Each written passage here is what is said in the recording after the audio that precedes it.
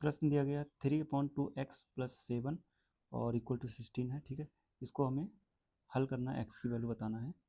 तो इसमें हम लोग यहाँ पे कई चीज़ें सीखने वाले हैं। एक तो यहाँ से हम लोग x का मान निकालेंगे, वो सीखेंगे, ठीक है। और एक सीखेंगे कि जब कोई नंबर इधर प्लस होता है तो इधर जाके माइनस क्यों होता है, ठीक है।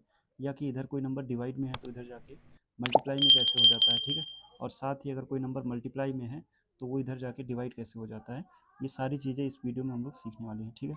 तो वीडियो में अंत तक बने रहेंगे, ये सारी चीज़ें आपको समझ में आ जाएंगी, ठीक है।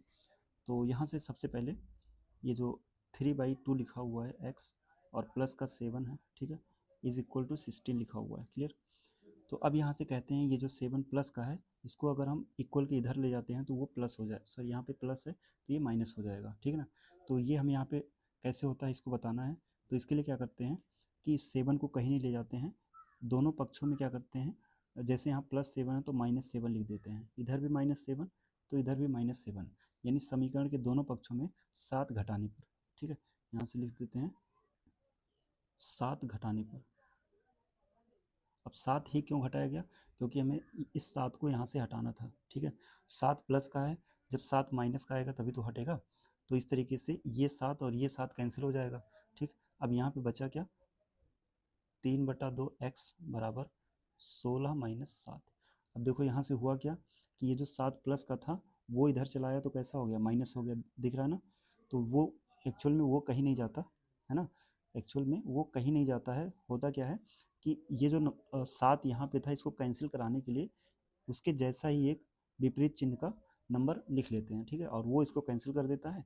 और जब इधर लिखते हैं तो इधर भी लिख देते हैं, इस तरीके से बोल देते हैं कि कोई नंबर इधर प्लस है तो उधर जाके माइनस होता है, ठीक है। तो एक्चुअल में क्या होता है ये समझ में आ गया होगा।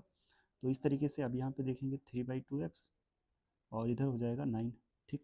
अगला स्टेप होगा कि अब यहाँ से कौन जाएगा, अब यहाँ से अगर 2 जो यहाँ पे डिवाइड में है वो कहते हैं इधर आके मल्टीप्लाई होगा, 2 जो है 9 में जाके मल्टीप्लाई होगा, ठीक है। तो हम लोग क्या करते हैं, इस 2 को कहीं नहीं भेजना होता है, बस इस 2 को यहीं कैंसिल करा देते हैं। कैसे, इसमें अगर हम 2 से मल्टीप्लाई करा दें, देखो बाकी सब वही लिखा हुआ 9 × 2, दोनों पक्षों में इस बार क्या हुआ 2 से गुणा, ठीक है, 2 से गुणा हुआ तो ये जो दो ऊपर है और ये नीचे है ये दोनों कैंसिल हो जाएंगे, ठीक है। अब देखो 1 2 इधर आ गया है क्योंकि दोनों पक्षों में 2 से गुणा हुआ है, ठीक है। तो अब लिख सकते हैं इसको 3x = 9 × 2। अब देखो हुआ क्या, ये दोनों दो जो है हमने कैंसिल करा दिया, ठीक है। लेकिन यहाँ पे अगर समझोगे तो यहाँ ऐसा लग रहा है जो बटे में 2 था, है ना, वो जाके इधर गुणा हो गया है, ठीक ना। तो कारण क्या है ये समझ में आ रहा होगा, है ना। वो नंबर, ये नंबर कहीं नहीं जाता है, ये यहीं कैंसिल हो जाता है और एक नया नंबर यहाँ पे आ जाता है, क्लियर है। तो अब यहाँ से आगे बढ़ते हैं। अब इस 3 को यहाँ से हटाना है ना, और 3 क्योंकि यहाँ पे मल्टीप्लाई में है और बोलेंगे वो कहाँ जाएगा तो डिवाइड में जाएगा, ठीक है ना। अब इस 3 को कहीं नहीं भेजना है, क्या करना है, इसके डिवाइड में 3 लिख देना है। अब अगर इधर लिख रहे हैं 3 तो इस तरफ भी 3 लिख देते हैं, ठीक है। अब यहाँ से क्या होगा, ये 3 इससे कैंसिल हो जाएगा, x के साथ जो 3 था वो कैंसिल हुआ तो x बचा, और इस 3 से चाहो तो इसको कैंसिल करा लो, ये 3 हो जाएगा और 3 और 2 का मल्टीप्लाई हो जाएगा 6, और इस तरीके से इसका आंसर आ जाएगा ये।